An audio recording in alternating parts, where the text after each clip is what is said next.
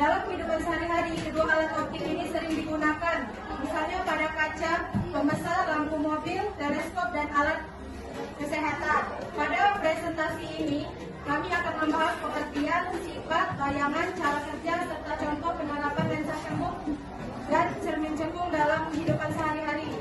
Semoga presentasi kami dapat menambah pemahaman teman-teman semua. Selamat menyimak materi yang akan disampaikan oleh Winda. Baik, lensa cembung dan cermin cekung. Yang pertama itu yaitu tujuan percobaan. Setelah melakukan kegiatan dalam percobaan ini, diharapkan Anda dapat yang pertama menentukan jarak titik api atau F lensa cembung, dua menentukan kekuatan lensa cembung P, menentukan jarak titik api E cermin cekung. Alat dan bahannya yaitu yang pertama meja optik lengkap, yang kedua lensa cembung, yang ketiga cermin cembung, yang keempat layar, yang kelima sumber cahaya lilin atau lampu.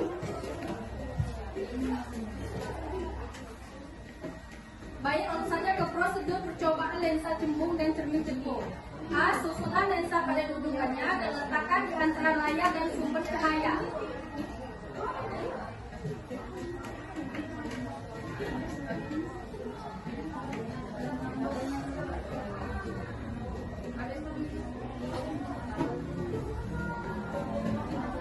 Kedua, nyalakanlah sumber cahaya, kemudian aturlah posisi benda dan lensa agar pada layar terbentuk bayangan yang paling tajam.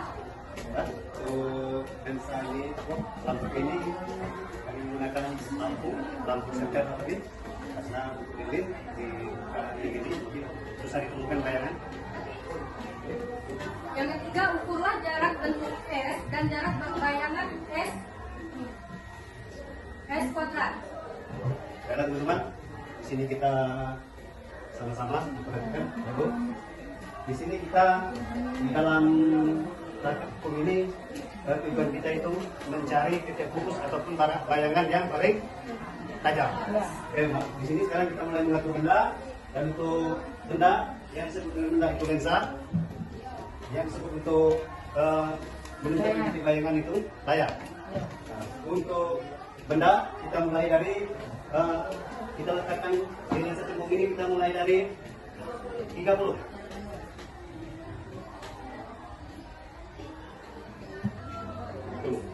Dan sini kita lihat apakah sudah tajam belum? Yang dimaksud dengan tajam itu berbentuk bulat sempurna. Nah, apakah belum? Maka kita sekarang kita geser untuk mencari bayangan yang pas. Kita geser.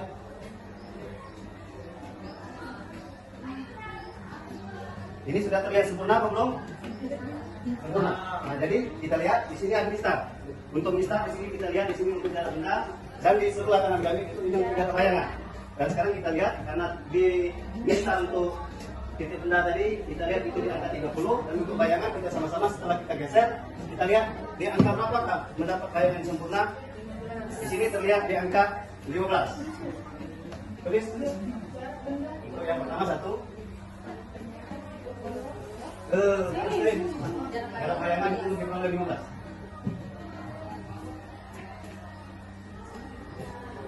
Dan di sini untuk percobaan ini disuruh melakukan berulang-ulang kali. Di sini kita lakukan sampai 5 kali. Ini jarak benda itu dimulai dari 30, sekarang kita mulai dari 25. Jarak benda kita geser ke 25. 5. Dan di sini kita lihat apakah sempurna bentuk bayangan?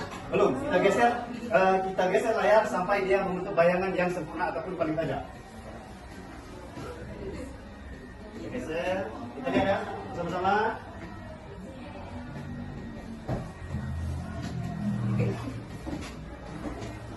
Apakah sudah terlihat bentuk bayangan yang sempurna? Teman-teman, Bu? Sudah jelas? Sudah jelas? Karena titik benda kita letakkan di pada ukuran 25, dan sekarang setelah kita geser untuk layar untuk mendapatkan bayangan yang sempurna ataupun nyata itu berada di titik 16,7.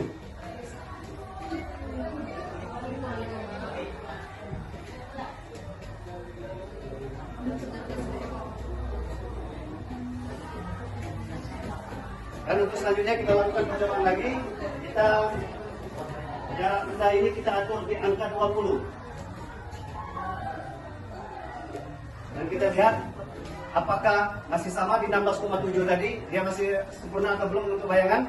Belum. Baiklah, kita geser sekarang.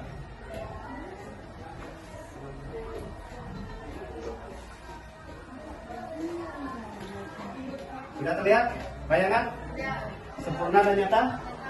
Nah, sekarang kita lihat di angka berapakah bayangan untuk di ukuran titik benda 20. Sama 20. Nah, untuk bayangan itu ada di angka 20. Berarti sama ya. Untuk mendapatkan bayangan yang nyata, untuk jarak benda 20 dia tetap di 20. Oke, untuk selanjutnya ini. Oke, terakhir.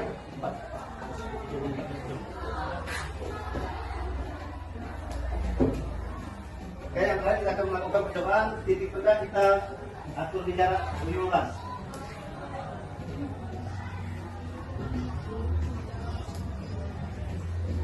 Apakah terlihat untuk bayangan atas di angka 20? Bulat sempurna belum kan? Jadi sekarang kita geser di angka berapa yang akan mendapatkan bayangan yang nyata? Tuh.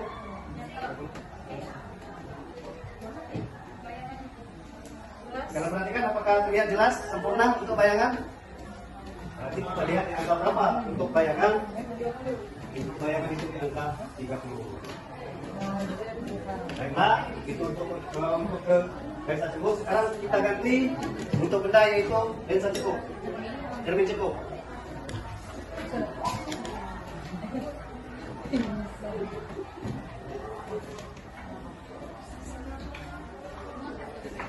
Untuk cermin cekung ini kita samakan dengan lensa cekung. Kita titik benda itu kita mulai dari 30.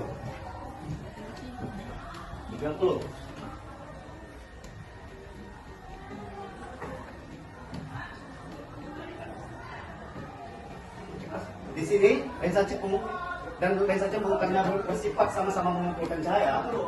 Di sini kita lihat untuk di titik benda di 30 dan untuk di sini jarak bayangan berapa ini? 4. Dia belum membentuk cahaya.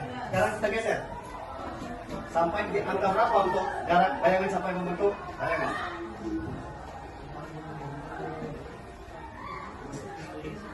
Nah, sampai di titik 15. Nah, sekarang kita lihat dari titik 1 dia belum membentuk bayangan untuk bisa cukup. Setelah digeser sampai ke titik 15 dia baru membentukkan cahaya ataupun bayangan. Nah, itu untuk bisa cukup 15. Sekarang kita lakukan ke cermin cukup. Apa namanya? 22.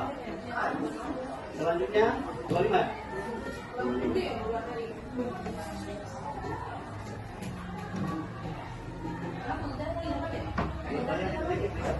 Sama seperti tadi. Nah, titik benda kita taruhkan di angka titik 25 dan untuk ini layar itu 1. Apakah terbentuk bayangan atau belum? Belum. Sekarang kita geser layar sampai ke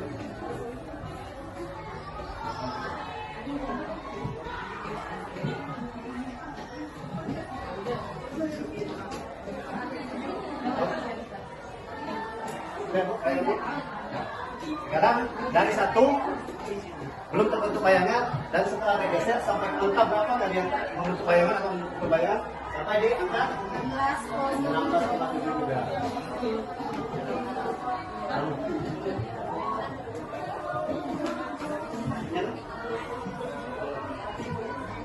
Oke, kita ubah ke 20. Untuk layar tadi di segi. Sekarang belum terlihat bayangan, sekarang bisa kita layar sampai di angka berapa dia membentuk bayangan.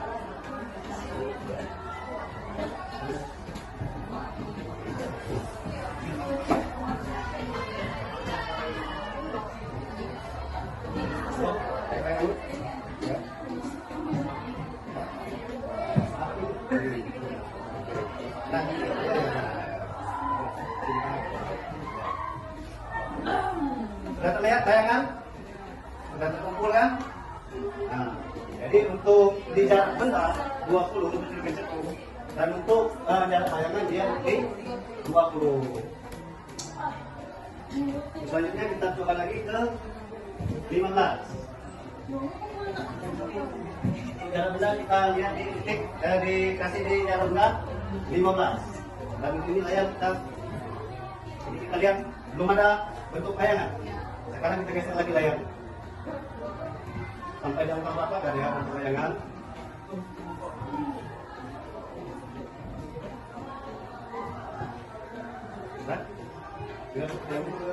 Lihat bayangan? Lihat. Nah, setelah digeser layar ini maka terbentuk bayangan atau terkumpulnya bayangan. Sekarang kita lihat angka berapa ada bayangan? 30.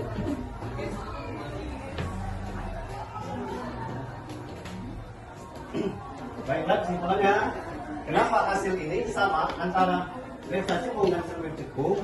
Karena sifat cermin cekung dan lensa cekung ini tujuannya itu sama-sama mengumpulkan cahaya yang nyata. Baik, nah sekarang kita hitung, kita pakai rumus optik. Dirumuskan.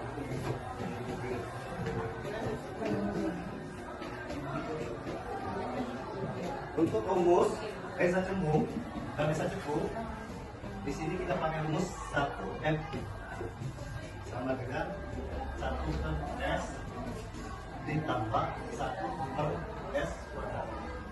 Nah sekarang di situ pertanyaan menentukan titik fokus ya. F itu berarti titik fokus. Sekarang itu kita mencari titik fokus. Untuk rumus titik fokus itu kita akan menggunakan F sama dengan S kali S 1 S ditambah S plus 1. Sekarang kita tentukan, karena di sini jarak benda dan bayangan sudah kita temukan. Sekarang kita masukkan S adalah jarak benda, jadi 30. Dan untuk jarak bayangan di sini kita sudah tahu itu 15 dikali 15. Sama di sini kita lihat juga jarak bayangan 30. Bayangan 30 di sini berubah jadi positif. No. 30. 15. No, jangan no. Nah, sekarang kita kalikan 30 kali 15 sama dengan 450. Lagi 30 tambah 15 sama dengan 40. Jadi ya 5. 450 bagi 45 berarti 10 cm untuk ini untuk karena di sini untuk seluruh jarak layar untuk itu titik fokus yang menggunakan yaitu 10 untuk sama dengan 10 cm. Sekarang sudah ketemu rumus titik fokus. Sekarang kita akan menentukan S kuadrat, yaitu titik bayangan. Sekarang kita coba beri contoh satu untuk mencari bayangan. Untuk rumus kita pakai ini. Nah, 1 per F sama dengan 1 per S ditambah 1 per S kuadrat. Kitanya di sini adalah jarak bayangan. Sekarang kita rumuskan 1 per F. 1 per F. Nah, kita tahu untuk F1 per M berarti sama dengan 1 per M ini 1 per 10 ya, 1 per 10 dikurang 1 jarak benda per 30 sama dengan sini 10 bagi 3 kan? 3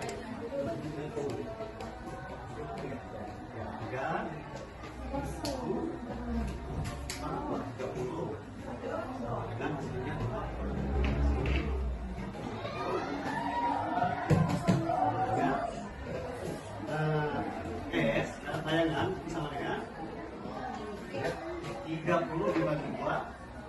dibagi 2 maka bentuknya 15. Dan begitu pun untuk yang selanjutnya. Itu izin ada yang ditanyakan? Untuk kelompok yang lain, Jalan itu sama?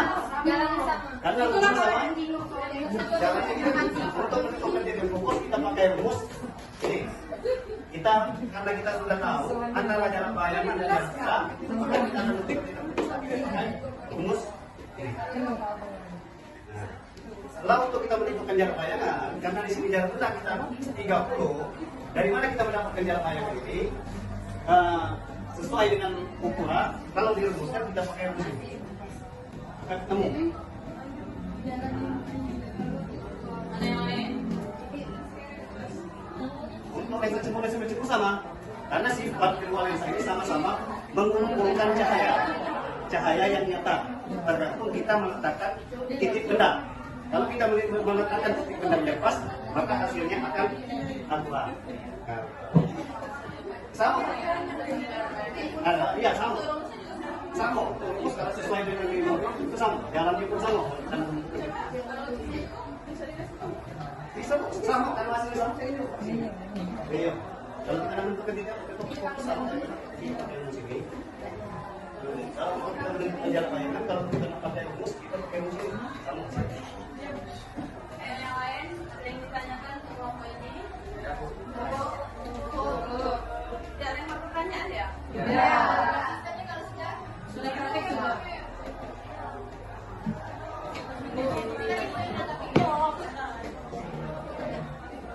Jadi kesimpulannya yaitu lensa jumbo dapat mengumpulkan cahaya dan menghasilkan bayangan yang berbeda tergantung letak benda, sedangkan cermin cekung mengantarkan cahaya ke satu titik fokus dan banyak dimanfaatkan dalam berbagai alat optik.